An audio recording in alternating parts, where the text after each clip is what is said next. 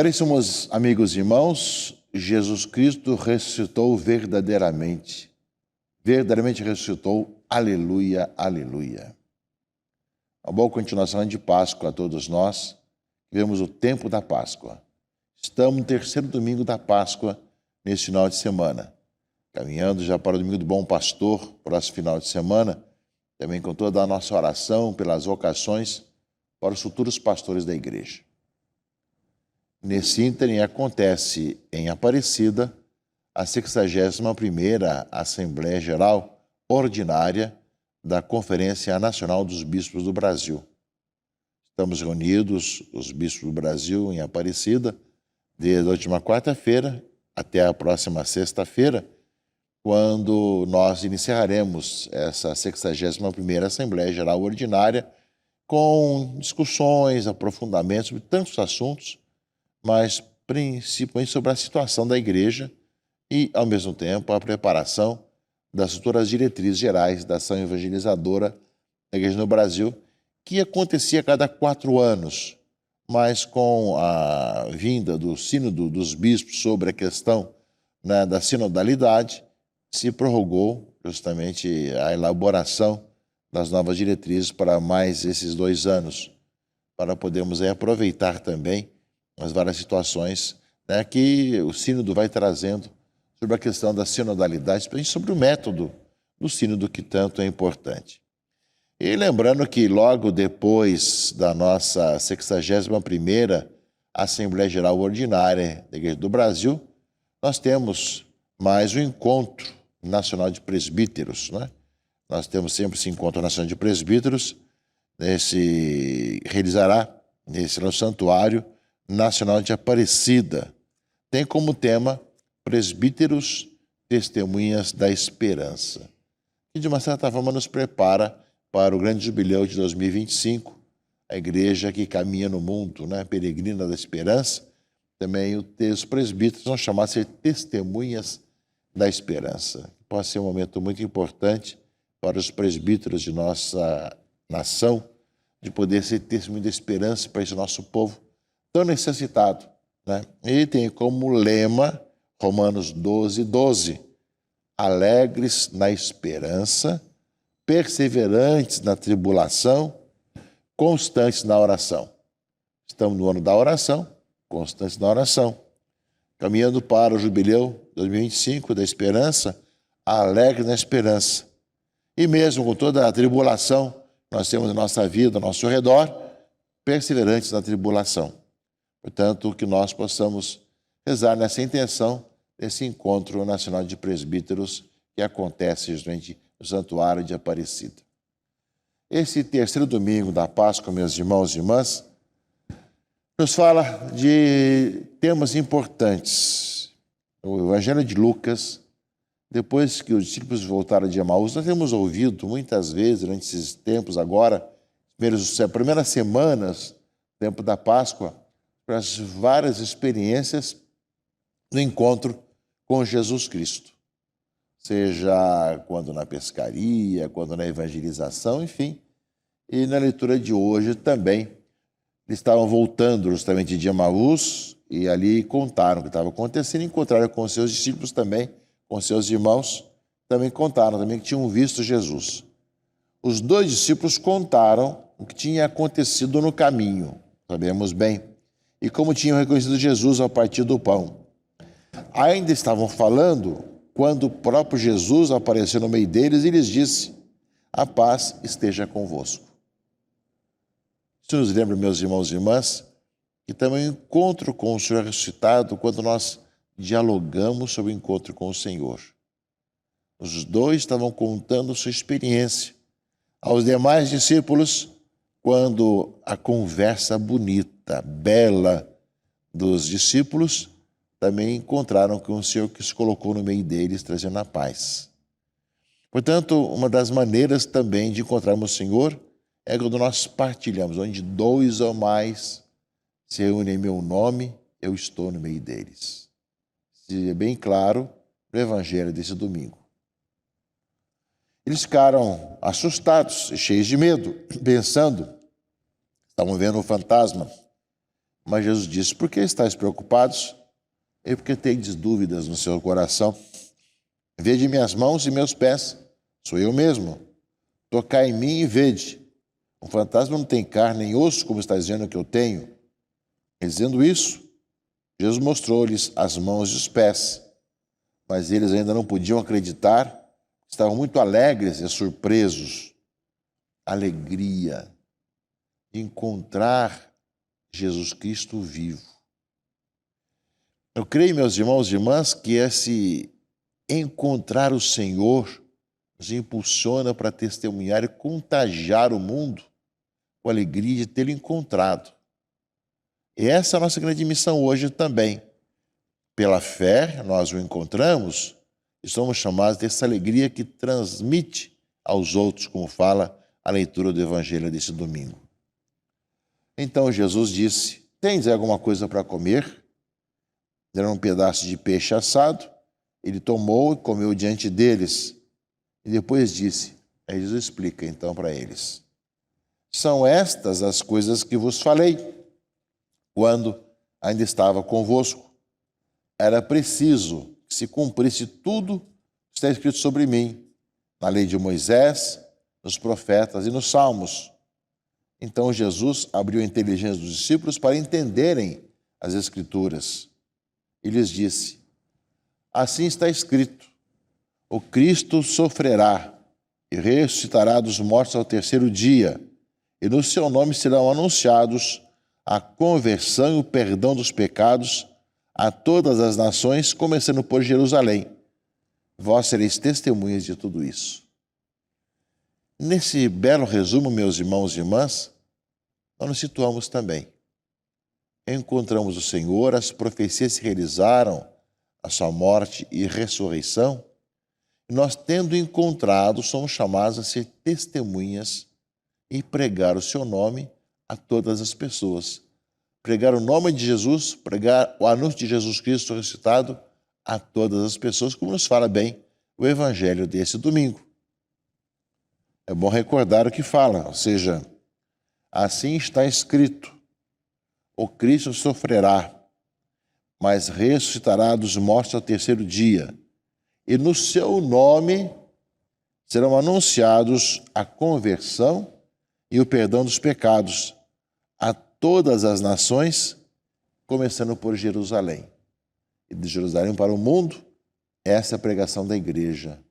Cristo morreu e ressuscitou, está vivo no meio de nós. E o pregar sendo testemunhas. Vós sereis testemunhas de tudo isso. E através dos tempos, através dos séculos, meus irmãos e irmãs, os cristãos são testemunhas do Cristo ressuscitado, que morreu, entregou por todos nós e está vivo no meio de nós. Somos chamados a renovar, reavivar cada ano o tempo da Páscoa, com todo esse entusiasmo para anunciar o Senhor Jesus Cristo ressuscitado. E meus irmãos e irmãs, eis que fala também os Atos dos Apóstolos, leitura primeira desse terceiro domingo da Páscoa. Pedro se dirigiu ao povo, dizendo, contando a história da salvação. O Deus de Abraão, de Isaac e de Jacó, o Deus de nossos antepassados, glorificou o seu servo Jesus. Vós o entregastes, o rejeitastes diante de Pilatos, que estava decidido a soltá-lo. Vós rejeitastes o santo e o justo, e pedistes a libertação para um assassino.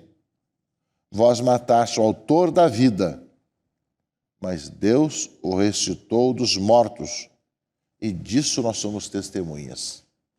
É a pregação de Pedro, aquilo que fala o Evangelho, é a pregação de Pedro e todos os demais apóstolos até os confins do mundo.